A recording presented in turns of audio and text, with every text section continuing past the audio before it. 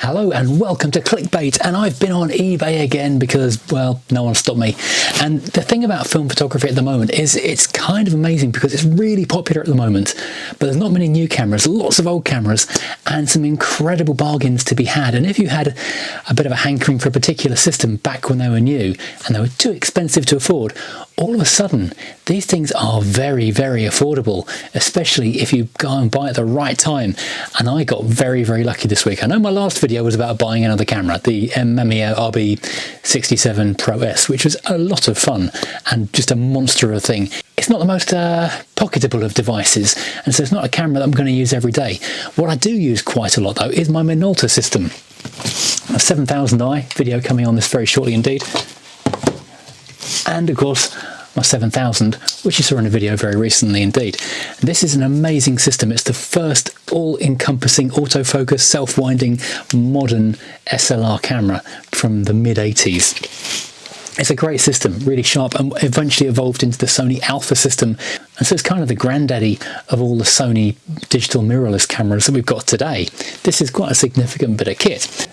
However, I haven't got all the lenses, and there are lots of really, really good lenses. What happened was Minolta started an entirely new lens ecosystem from scratch in the mid-80s, and so they had incredible lens design, incredible production, and well, it was just some of the best lenses around in the world at the time, and so they were quite expensive, and I couldn't afford them back then because of that, because I was at school. However, they're quite affordable these days, and no camera system is really complete unless you've got the good old nifty 50, and Minolta made one of the best. This is the f1.7 50mm, and it is a bit of a landmark piece of special glass. It's a lovely, lovely lens. Incredibly, this thing was in production from 1985 to 2006. It got restyled to look like this, and the new modern rubber ring focus ring thing and different design of grip around the middle in 1990, but internally it never changed, and so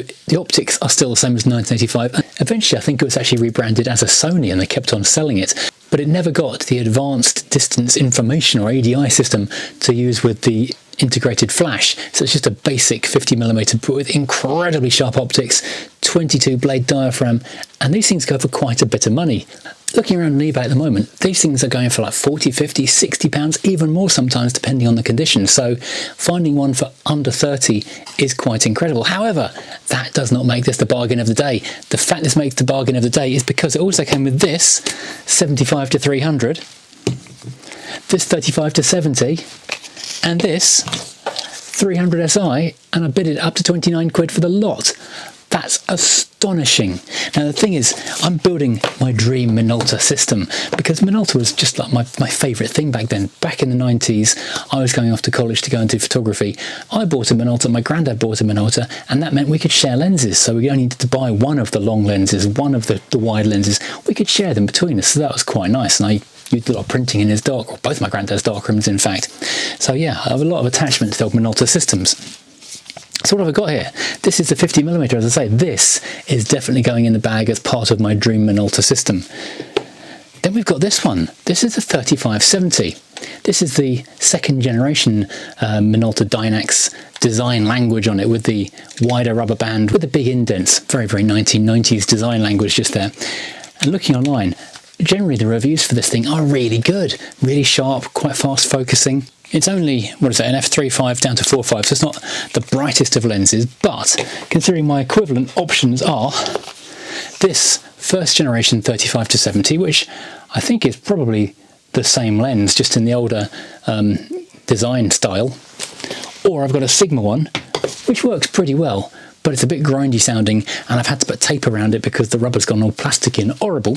So I think this is the one that's going to be living as the general standard on the 7000i, because that is the same design style, so it puts them in the right thing. So I'll keep this one as a backup. Then we've got this thing, the 75 to 300, and this started life as they called the big beer can back in 1985, when it was actually different internally, but they continued with the ethos of the lens through various generations, and it became this one internally with the plastic body, 13 elements, 10 groups. in, I think, 1995. It's been around since 1986, but this is the V4, the version 4, which actually came out in 2001, not long before it all became Sony branded, when they did rebrand this thing. But it's available in a silver lens or a black lens. Apparently the black lenses are worth a little bit more money. It's not the most incredible quality. It's not like an f2.8 style of 70 to 200 style quality, but it does a lot of range in a very compact body. I do also have this older 70 to 300. And it's a bit of a question as to which is the better one. So perhaps a comparison video at some point to go and see which one we think is the better of the two. Maybe shoot them both side by side and have a comparison. Which one's the sharpest at the long and the short ends, wide open, closed, all that kind of malarkey. Obviously this one's 25mm less focal length, but it's a tiny, tiny, tiny bit smaller, but only just barely. So interesting thing, which one to keep, which one to sell. We'll do a test first of all.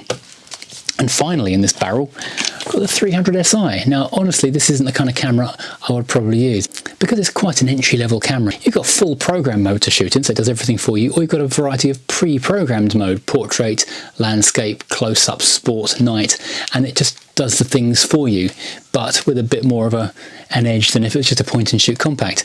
Bizarrely, I've actually got two of these things, because this one I found a while ago in a junk shop for about 10 quid.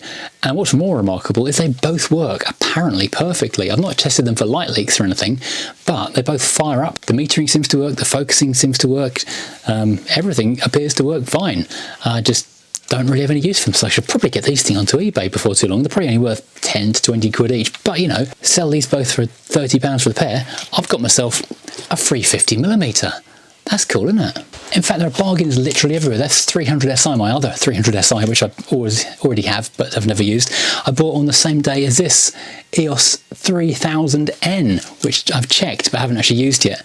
This one is tagged at £10. In fact, I've got them both for a tenner, which is just astonishing, the value of these incredible cameras. Again, the 3000, like the 300SI, is a fairly basic entry-level SLR. It still functions correctly, and it does pretty much everything you want it to do. It'll work with the complete full range of every other lens.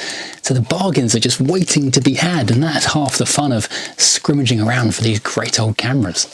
As I say, film photography at the moment is a very interesting place. There's only a couple of new film cameras on the market. The Pentax 7, the half-frame thing is new, and there's virtually nothing else that's actually a brand new modern camera. So finding good used second-hand cameras can be a bit of a minefield, because you can spend a lot of money online and find a camera you just bought hasn't got any light seals in it, or it doesn't work mechanically. But this is kind of the fun of film photography, because although the actual medium is relatively expensive to buy and to process, the actual equipment itself is fantastic, and the quality from these old lenses is just remarkable. And of course, you can adapt them to your modern digital cameras. So I can get a Nikon Z, or I can get a Fuji X adapter for this system because it's a Sony Alpha system, and I can carry and shoot them on my modern cameras. Or I can go and find a Sony Alpha body, I guess, and just use these natively. That would be an idea. As I'm going through building this dream Minolta collection for, well, next to no money, as I'm being able to buy it in bulk and resell the bits I don't want to collect the prime pieces, prime in this case quite specifically. I've also got the Nikon stuff, because I've been using Nikon for years, so I've got some really nice Nikon stuff, but there's much more vintage stuff out there which is so much more fun to collect. And of course the Canon. I've got my EOS 600, but I've only got a 50mm lens for that. And there's a ton of other great Canon EOS lenses which I've never had. And this is just so much fun at the moment, because while things are bubbling away, there are so many incredible bargains out there in junk shops on eBay. If you have a dream film system, now is the time to get on eBay and start scouting around and finding it, because it's never going to be this cheap. And this stuff is just great quality. Right, I'm going to let you go and take some photos right now, because that's what you want to do. Buy this stuff and then use it to take photos, develop those films and show me what you shot. Right, see you later, and like and subscribe.